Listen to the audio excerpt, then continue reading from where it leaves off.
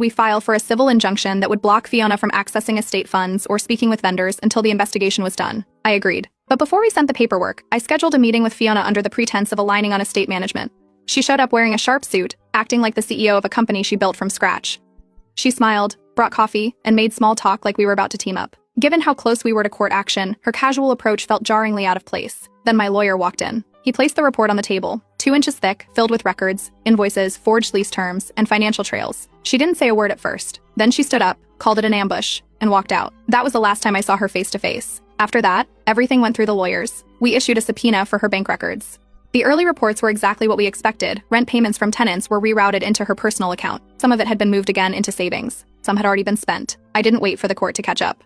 I opened a separate trust account under the estate's name, managed by the temporary administrator. Tenants were instructed to send all payments there going forward. The administrator handled collection, repairs, and vendor coordination. Fiona was cut off. The court responded within days. Fiona's executor status was temporarily suspended, pending a full review.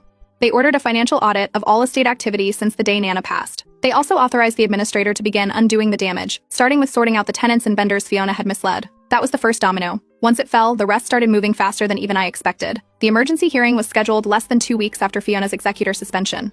It was a closed-room session with only the judge, the lawyers, and a small handful of involved parties. Fiona arrived in a bright red blazer with a private attorney who looked more like a showman than a legal professional. He spoke first, loud and full of confidence. My lawyer didn't interrupt. He opened a binder and slid it across the table. Inside were copies of lease agreements with altered dates and forged signatures, emails between Fiona and vendors where she'd agreed to inflated pricing in exchange for referral bonuses. The refinance application was included too, along with her signature listing herself as sole heir. The court clerk collected it all and passed it to the judge. Fiona's lawyer leaned into the good faith defense, said she was just trying to modernize the estate, move quickly, simplify everything, claimed she had done her best but had been overwhelmed.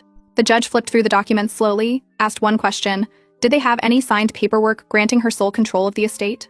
They didn't. The judge extended her suspension indefinitely and appointed a neutral estate administrator to take over full duties. I was granted limited legal input, meaning I couldn't make final decisions, but the administrator had to include me in all updates, meetings, and approvals. Fiona was officially cut out. Not long after, one of the commercial tenants, who operated a small bakery, leaked parts of the estate situation to a local real estate blog.